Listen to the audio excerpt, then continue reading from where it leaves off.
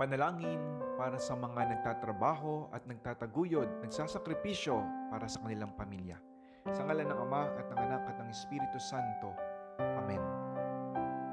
Ama naming makapangyarihan, sa pamamagitan ng iyong anak na aming Panginoon, pinabanal mo ang gawain ng tao, sapagkat siya mismo ay naranasang magtrabaho sa mundong ito.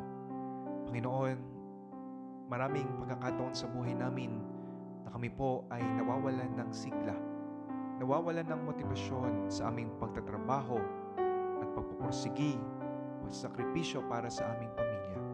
Mga pagkakataon na kami napapagod, mga pagkakataon na para bang hindi namin makita ang kahulugan ng aming ginagawa. Panginoon, bigyan niyo po kami ng sapat na motibasyon. Panginoon, maramdaman nawa namin ang iyong pagtapik at pagkilos kahit sa aming trabaho. Makita nawa namin ang kahulugan ng aming ginagawa sa iyo at lalatikit sa pagsasakripisyo namin para sa ikabubuti ng aming pamilya. Turuan niyo kaming magmahal.